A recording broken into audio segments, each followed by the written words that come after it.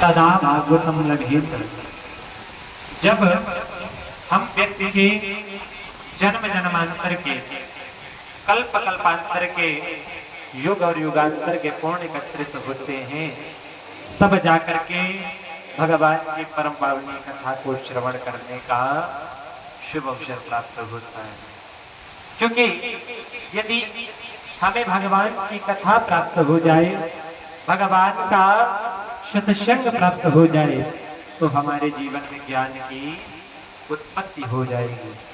और सत्संग हमें प्राप्त कब होगा? जब हम संतों का संग करेंगे। प्रथम भक्ति संतन कर संगा।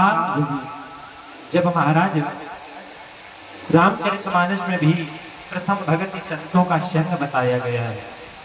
जब हम सबके बीच में संतों का समागमन हो चुका है, संतों का संग प्राप्त हो चुका है, तो हम सभी भक्त घर में क्यों बैठे हैं?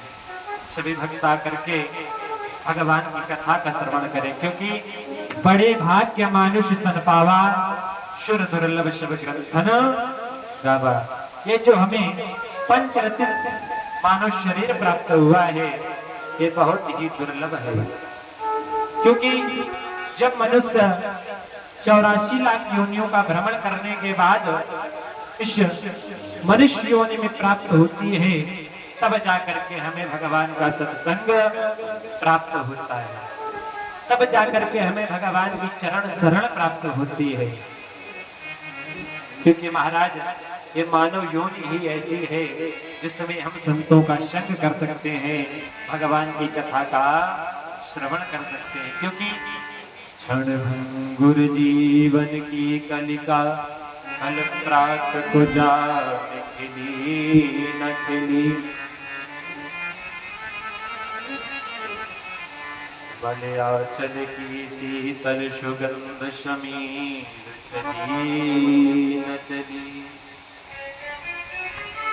रट ले हरि नाम हरि रसना, कल प्रात समय हिली न हिली।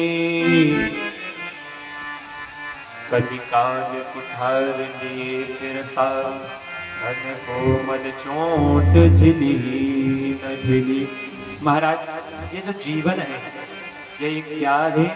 क्षण भंगुर जीवन की कलिका, कल प्रात को जान खिली न खिली। ये जो हमारा जीवन है, क्षण भंगुर की कलिका है। पता नहीं कल प्रातःकालीन वेला में हमें पुनः जीवन प्राप्त हो या ना हो। इसीलिए जितना भी समय प्राप्त हुआ है, भगवान के चरणों में हम अपने समय को लगाएं, भगवान के भजन में अपने मन को लगाएं, तभी हमारा जीवन सार्थक है। क्योंकि हम दिन प्रतिदिन काल की तरफ बढ़ते चले जा रहे हैं। काल व्याल हितवे।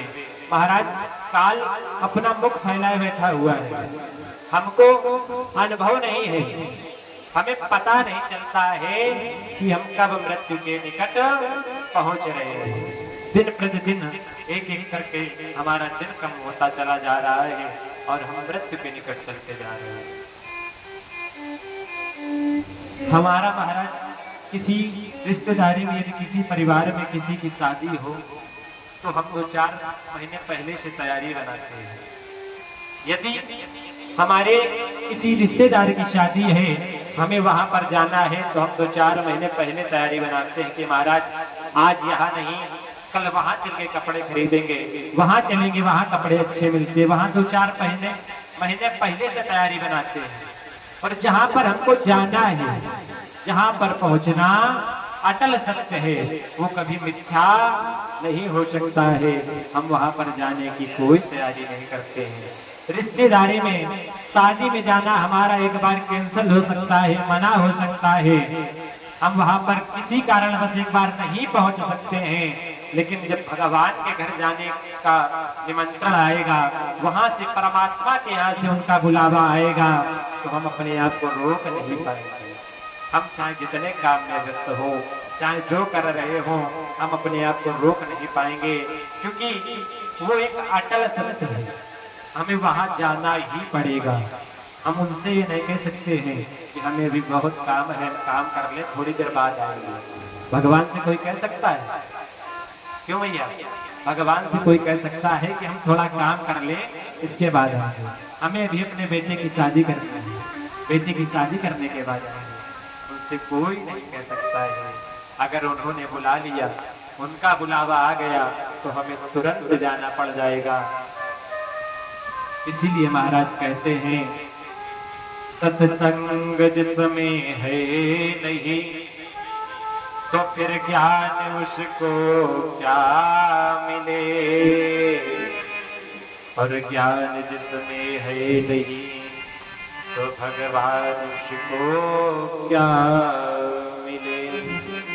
महाराज, सत्संग जिसमें नहीं है, उसे ज्ञान नहीं प्राप्त होगा, और जिसे ज्ञान नहीं प्राप्त होगा, उसे भगवान नहीं मिल सकता है।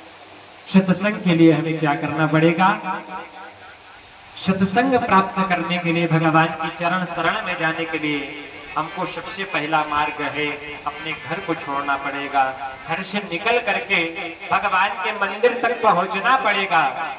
जहाँ पर भगवान की गाथा सुनाई जा रही हो, वहां पर जाना पड़ेगा। क्योंकि यदि हमें अट्टालिका पर चढ़ना है भैया, यदि हमें छत पर चढ़ना है, तो सीढ़ी का सहारा लेना पड़ेगा।